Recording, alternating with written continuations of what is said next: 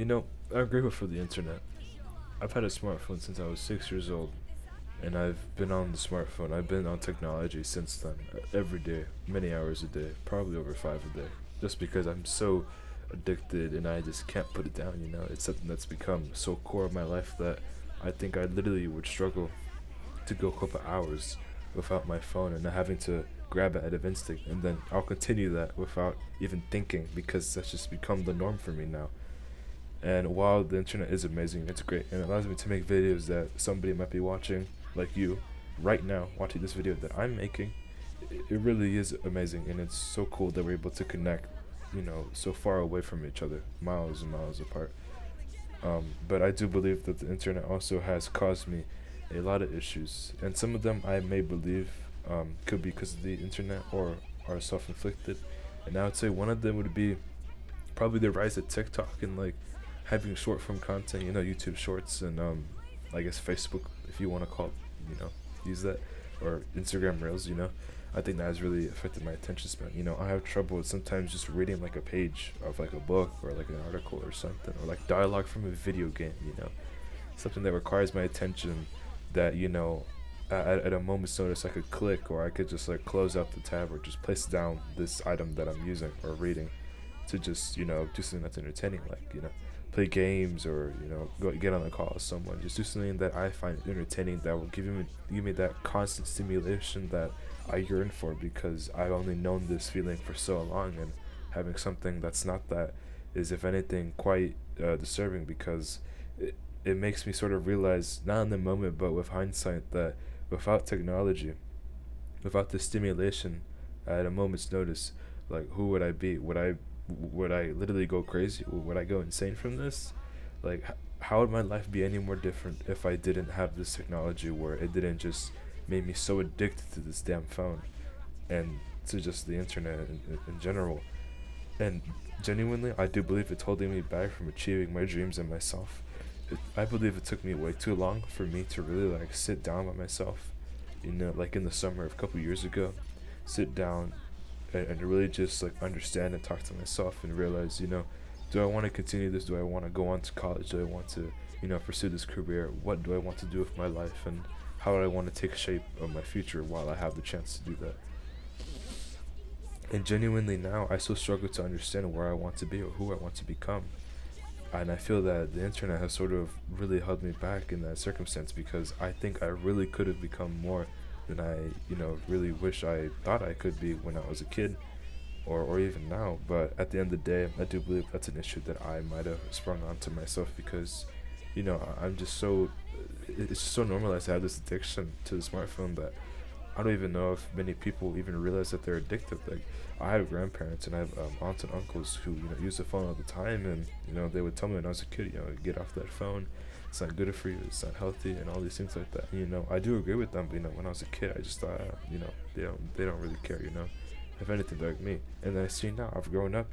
I've been able to put down this phone for many hours, just not use it, sort of detached from the internet, even my computer, and yet I see them sometimes like at gatherings, that they're on their phone, that they're on their phone like on Facebook or something, Instagram. They're like blasting whatever they're listening to, if it's like a meme or like someone's post, and I don't speak out because I'm just like, well, look what happened to you.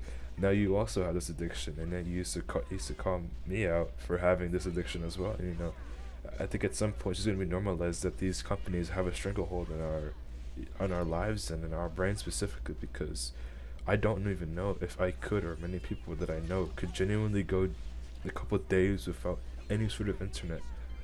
That means just calling and messaging people. You'd have to like run to your neighbor's place or something, or your friend's place, if you want to contact them.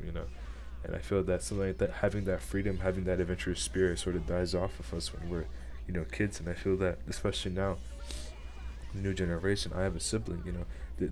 I'm pretty sure the sibling has quite literally been brought up on the internet. Like just YouTube videos and all these kind of things. Stimulation, constant stimulation. I mean, hers is wildly different from mine.